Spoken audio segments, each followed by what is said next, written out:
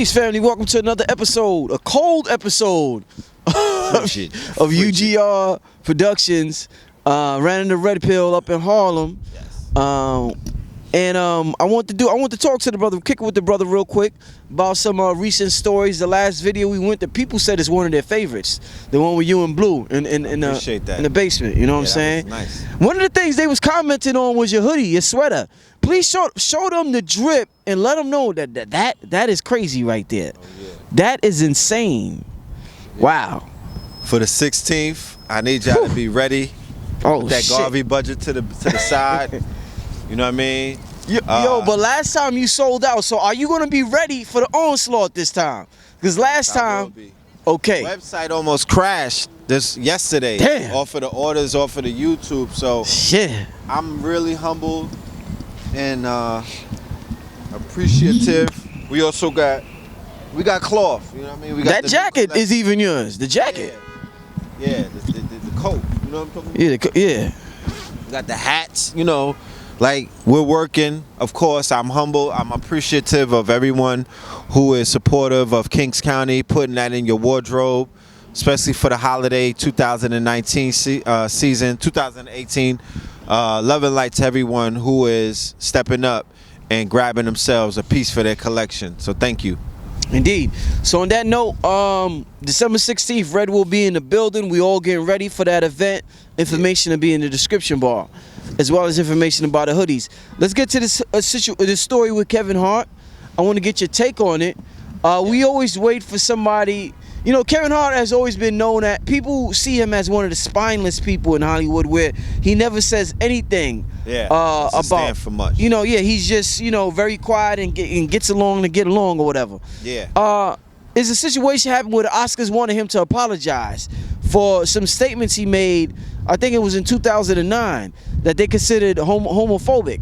Okay. Once the Oscars wanted him to host the Oscars. Once they said they wanted him to host the Oscars, I guess people looked up his past. That's what people do. That's what they do now. They look up your tweets and they're gonna find something you said. Facts. So they found something he said, and Kevin Hart refuses to apologize for it. And he says he already apologized for it, but he's not gonna apologize again. He has enough money. He's good on the Oscars. That's right. Is this a victory for black people? Is it just entertainment? Should we not even be entertaining it at all? Talk to me, Red Pill. Well, to say that it's a victory that he stepped down as the host and lost his gig as a result of the resurfacing of old tweets that they are deeming homophobic, which would be defined as the fear of homosexuals, the same way that arachnophobia would be the fear of spiders, right? So homophobia in it of itself, that title, it's a misnomer. It doesn't make sense. People who are tweeting about not wanting their firstborn sons or their children to be gay men, it's not a fear. That's their preference. As a father of a son and a daughter, I will go on record on Twitter or any other social media apparatus that you throw at me, and I will state for the records that this is straight black pride, that I want my son and my daughter to procreate the same way that their mothers and their father procreated and created them. I would expect them to continue our bloodline. I would expect them to focus on not falling into sexual deviancy and to function as heterosexuals, because as a parent, that is my preference, and I will never in my life, I don't care if you're dangling a trip to Mars, I'm not apologizing for that. Because by apologizing for that, I'm basically telling Hollywood and my son that I didn't mean what I wrote, and I mean everything that I write. So for Kevin Hart or the Academy of Arts and Sciences to try to pressure Kevin Hart to apologize for a thought or an idea or a preference that he had as a parent, right? And there was another tweet where he questioned the mind state of another comedian or another man who was storing images of him in his phone. He said, what is he, a fat fag? But we have to keep in mind that Kevin Hart is a comedian. So when do you draw the line to say who a comedian can offend and who we can't? How is it the LBGTQRLSTV community is all of a sudden trying to police what people are saying in a realm of comedy? Really? That's what we're doing? So all of a sudden they're off limits, but everybody else that Kevin Hart talks about, women with no edges, short men, and all of these other things, you could make fun of them, but you cannot crack a joke about these people who have sexual preferences and whatnot. It doesn't make sense to me. So no, it's not a win or a loss.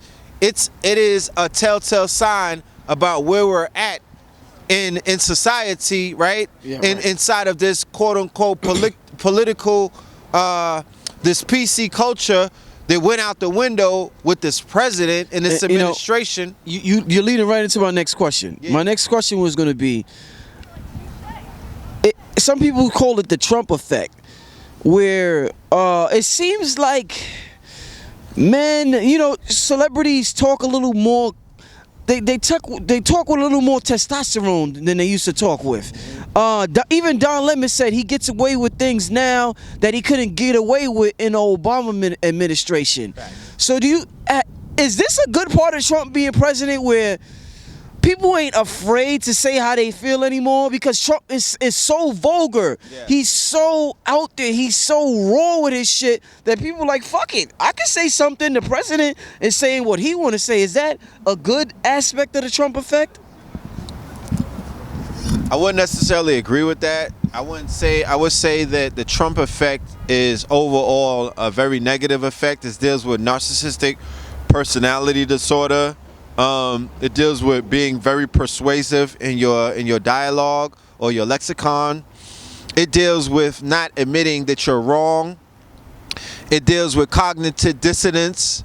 And it also deals with a form of male bravado, toxic masculinity that I don't agree with necessarily. I don't think that that's conducive to the healing that needs to take place to people who have been wronged, to people who have been historically beat down, verbally abused, and things of that nature, like black people who see themselves as inferior, like women, like people who are some of these quote-unquote groups in America that don't have political power and don't have, like people with special needs and shit like that. I don't necessarily agree that in this era of Trumpism that we should just say, you know what, it's all gloves are off. He's a dictator who doesn't wear a velvet glove. He's not smacking you with a velvet glove. That he's giving you a backhand with an iron fist. It's gonna knock your tooth out. It's gonna basically break bone structure. Yeah, he's gorilla pimping the world. So I don't necessarily agree with that stance, especially when it comes to Trump. Would I agree with a gorilla hand if Obama decided that he wanted to use that? Definitely, most certainly, only because I'm very biased and I could admit that. But for a white billionaire racist to basically be at the forefront of conforming people's mind state and the way that they handle other people, no, not at all. That is a negative effect that's going to it's going to empower the sociopaths amongst us, the sadomasochists amongst us, the anti-socialists amongst us, those who have no kind of consideration for people's feelings and things of that nature. They feel like they got a pass. So hell nah. I don't think that that's a good thing. Do you think all of these so-called prestigious organizations is losing its clout? The Oscars, you hear Jay-Z talking shit about the Grammys on his new song. What's it with Meek? What's the name of it? What's Free? What's Free? Yeah, he's like, I look at the billboard now like, is you dumb? And you know what's funny? He went back on his statement. He talked about, remember he first said, men lie, women lie, numbers don't. Yeah. Now he's talking about numbers getting inflated. Numbers lie. So do you think... There's some real numbers that matter. Yeah. That bank account matters. You know what I'm talking about? But is this Trump era, is it the end? Because it's the fake news era. So with the fake news, does that trickle down to the fake Oscars, the fake billboards, the fake whatever, where we don't look up to these organizations like we used to? Is it turning into that, Red? Well, this is the Matrix. It's not just fake news. Mark Lamont got fired, Roland Martin fired. No, that's what I'm saying. This is the Matrix. This is the proverbial old guard. This is the fact that people are waking up to what is known as the illusion. The Oscars is an illusion. Don't tweet me that this is the first time in 100 some odd years that a black person got nominated for costume designs and all of that dumb shit. Like, do you see the hypocrisy in that statement or that tweet and whatnot? The first time in 100 times. So you've been giving your life, energy, and your blood and all of your faith in these industries for hundreds of years. They done cast the couch everybody that you think is a star or that you look up to. Yeah, there's a sex tape in one of these vaults in Hollywood or San Fernando Valley where niggas is rat packing and ghetto gagging all of your stars. Real talk. That's how they did our black women specifically, and that's how they did a handful of our black male stars. They rat packed them, they dogged them, they ran through them, they passed them around like a bag of like a blunt of Kush. Fuck all of these old guards. Fuck all of that bullshit. Fuck the Grammys, the Oscars. You know what I'm talking about? Fuck the Academy Awards. Fuck Dick Clark and pardon my French. Dick Clark and the American Bandstand Awards. All of that stuff is a part of the old guard. All of that stuff. Like, unfortunately, what Benzino and the Source Awards were trying to do with Julia Beverly and was trying to do with the Ozone Awards and the Source Awards and what they were trying to enact by introducing our own form of awards and keeping at a high standard where it wasn't niggerized. Unfortunately, that didn't work out. But there's been the BET Awards.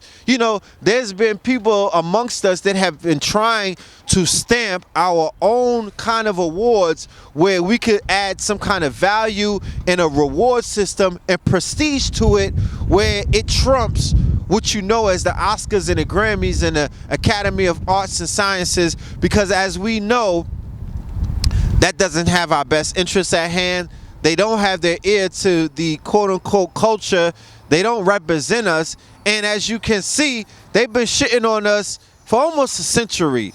So no, I'm not giving no kind of credit to them. No, hell no. So if anybody don't want to host those awards, they getting cornier as the years go by. So who cares? They ain't nominate. No, there's no award. There's no real movies that we're looking out for that we're really rooting for anyway. So who cares? Like, who cares about that? That's corporate. My bad. That deals with corporate. If I get nominated for an album of the year, corporately, that's gonna help my tour numbers. Corporately, that's gonna help me in my braggadocio. Corporately, that's gonna help me in my negotiations for my new contract or my new budget. So a lot of that deals with corporate. That deals with bargaining chips. That's all corporate America. So at the end of the day, for those of us that are not in corporate America and we don't use that as leverage, who really cares? Do you think there's a level of I'll save that. I might not save that for another interview or later on in the interview. But in terms of these corporations and in terms of everything that's going on, whether it's the Oscars or whether it's the Emmys, you keep talking about the old vanguards. This new paradigm. You go on a lot of lectures. You crew the paradigm shifters. That's the paradigm shifter. Yeah. Let's use that word. Do you think there's a level of hatred from the old guards to brothers like you? Because listen, a lot of them feel as though, nigga, if you came up in my era, you had to do this. you don't have to do it because you have the internet, you have all this. So they, in their mind, they're like, yo, I wasn't blessed with the internet. I wasn't blessed with social media. They feel like I had to, you know, do some crazy shit in the cast the couch. That was the only way in my era. So they look at you like, nigga, you ain't have to do this. That's why you up there talking shit. Do you think there's a level of, you know? Keep in mind, the majority of the outings that are taking place are being done from people's Twitters or their tweets. So in this quote unquote democratized social media era where they're scared to death, the people that are in power, the old guard, are scared to death because the new guard are coming up through the internet. They're coming up through a democratized aspect, a democratized platform. And that's Twitter, Instagram, and YouTube, where we don't have to conform. There's no casting couch to get your channel popping. Did you sit on the casting couch to get 200,000 plus subscribers? Did you have to dance and whatnot for NBC or CBS? No, you was able to stay on the truth. You was able to be yourself, and you was able to go. And corporate America is terrified of that. What if they tell you red pill self-preservation is the first law of nature, and that's why I did what I did, my brother? Self-preservation is the first law of nature, but DNA responds to environment. So in the environment that we exist in what is known as the digital future. You should be able to conform. You should be able to stop buck dancing and create your... About back then. What if that was their reason? I wanted to act as self-preservation is the first law of nature. That's why I did what I did in 1991 on the casting couch. No doubt. So when Quincy Jones had the Fresh Prince of Bel-Air.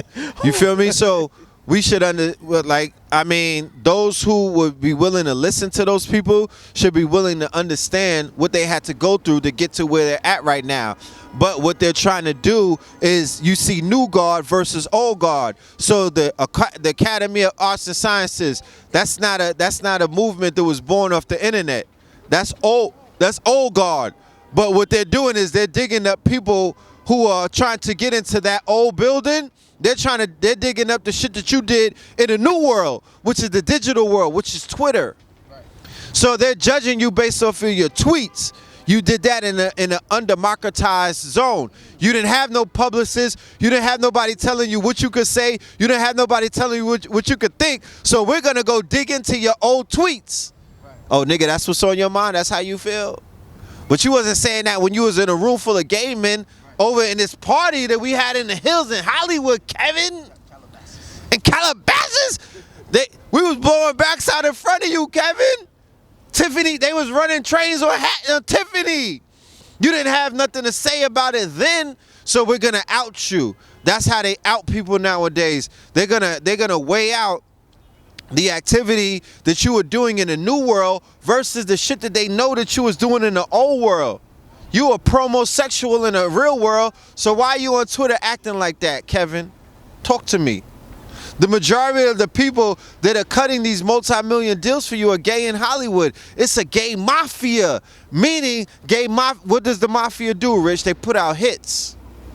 So people think that a hit is just a headshot. No, a hit is them going ahead and telling the Washington Post or the New York Times to put a story out on you. A hit is telling TMZ to run a story on you. It's called a hit job. You know what a hit job is? When they hit you, they hit your pockets. That's the new hit. They hit your stocks. They hit your bottom line. They hit your motherfucking pocket. They know that if you host the Academy Awards, that your prices on your movies will raise up from 20 million to 30 million. We just hit you, bro. So some of us are like, my nigga, I'm tired of playing with this mafia. I don't want to play that game anymore. I don't want to deal with I know how y'all play dirty. Right. So I'm not going to keep apologizing because you already have humiliated me in the hills of Hollywood. Right. You've already humiliated me in some of these private parties. That's facts. That's facts. Stop trying to demasculate me. You already cut my goddamn scrotum off. You've already castrated me. Imagine all of the dancing and tricks and favors that he had to do to get out of the scandal when he got caught cheating. Who was it to try to warn you about this shit? Katt Williams try to warn you about how they play a few months ago, and niggas try to give him the donkey of the day. But he was on point. It's not what you see on the surface, family, and don't think that we're being mad critical about what goes on. We're talking about the way that they break people's pride. We're talking about the way that they break people and put them on Ritalin and put them on all kind of psychotropics, and how they break up marriages and whatnot. They do that by inducing anxiety and depression in our brothers and sisters because of these games that they play. And it spills out and it plays out on social media in these stories and whatnot. But always know, behind the scenes, it's all kind of shit going on. What do you what is that like? What would you say, like a form of psychological castration for somebody to say, if I say red pill before you come on, you better apologize, nigga, before you come on for some shit you said 10 years ago? What is that, emasculation? What would you call that? It's a form of molestation, right? It's a form of molestation, and it's a form of abuse. It's called emotional and mental abuse, and it's a form of molestation. They're molesting you, okay? By having you conform, right? By making you bend, right? By having you kneel. Remember Game of Thrones where they put you on your knee on some Kaepernick shit. Get on your knee, nigga. Yeah, right. It's a form of castration. Testicular fortitude means that you got you let your nuts hang, right? The opposite of that is that we're gonna ridicule you in the mass media. We're gonna cut your balls off. That's what they did to us when they lynched us. Exactly they castrated us. The proverbial castration and putting your phallus in a jar is that's what. facts. Because image is everything. Yeah, image is everything. Yeah. What does black people have? Black males in particular, they let their nuts hang. They're men, right? We brought this up before. Some of the enemies of the industry are the ones who are able to keep their heterosexual image intact. They have a documentary coming out on Suge Knight. Nipsey Hussle. Well, let's talk about the OGs. Oh, the OGs, yeah. They went after Jay Prince. They went after Suge Knight. They went after Irv Gotti. They thought that he was gonna be the weak link in the chain, and he didn't break. He beat the feds because they thought that he was the weak link. Right. But all of these men never had homosexual rumors spread against them. All of these men let their nuts hang around gay white men inside of the mafia, inside of the settings where the mafia plays. That is the music industry. That would be Todd Moskovich. That would be Lucian. That would be all of these. That would be the dude who was at J Records who admitted being a homosexual. The old one, Clive Davis. Okay. All of these men inside of Hollywood with Harvey Weinstein and all of the gay mafia that was rumored to basically run things over there. Right. And then you got San Fernando Valley. You could talk to Pinky, right? You could at Pinky, Mr. Marcus, right? And all of the other black porn stars, they would tell you in San Fernando Valley, there's a gay mafia running things. They devalued black men. They devalue black porn. Okay, and they devalue interracial porn because they could not let you see black men and black phalluses drilling white women. So they flipped it with TT Boy and the rest of them, and that's all you see is white men drilling black women. Shout out to the sister from Destiny Child. What's her name? Michelle? Yeah, her man dumped her. She's done. Is that's real or is that rumor? Is that like fake news? I think that's real news. And we know in the black world we don't take you back after white men ravish you. He got exposed by Tariq. He got exposed as being a white supremacist. Yeah. So black America, black men in particular, we will not take you back after your bedwentry. It's hands up. Has failed. It's different with black men. Jordan could come back to black women. They'll take them back. We don't take black women back after your witchery because we know what they do to you. All of the fisting and the doggy bowl shit, you know, that's your stocks, R-rated. That's R-rated. Your stocks are done. You're done. You're finished. Only a Chinese could take you back. You're done. Or another white man. So, yeah. Well, you know, we ain't going to be out here too long. It's cold out here. Yeah. But I'm glad you said Katt Williams tried to warn them. Anybody, you know, there's a trend. Anybody that tries to warn people about what's going on gets called crazy. The word crazy gets applied to everybody, any and everybody who has some level of truth to what they're talking about. So they want him to be an ally. They call it, they say the word is ally to the LBGT, meaning that you have to denounce who the fuck you are. Those old tweets that he put out, that's Kevin Hart from Philly. That's that nigga that Meek and them know. The new Kevin Hart that be chilling with The Rock, that's Hollywood Kevin. That's the Kevin that Katt was banging on. They want you to be an ally to Greco-Roman culture. They want you to be an ally to pedophilia. They want you to be an ally to basically a lifestyle that's dealing with the deaf culture. So shout out to anybody who says, I'm not with that shit. Fuck is you talking about? You know what I'm talking about? Y'all run shit anyway. What you need me for? Why you need me as an ally, my nigga? You know what I'm talking about? Because after the ally comes people doing what they did to Terry Crews, niggas grabbing your ass in your package. Whew. And we heard a lot of rumors about Kevin Hart already. You see how for a father who's gonna stand on what he said about his son, no, I'm not apologizing for that. Because the minute I apologize for that and I bring my son around you niggas, y'all gonna start acting, you're gonna start trying to slide in his DM, wink at him, like how they did Magic Johnson's son. You're gonna flip my son. So no, shout out to all of the black fathers who unequivocally stand on the fact that you don't want to see your son with a broken wrist. Like, what's wrong with that? Right. Indeed. And for anybody that's offended by me standing on that and saying that, then you need to check yourself in the mirror, because it's nothing that you can say about me that's gonna make me feel any way about how I feel about my child, daughter or son. Bottom line, like, you're not gonna conform, you're not gonna dangle a carrot in front of me. So Kevin Hart got his nigga wake up call.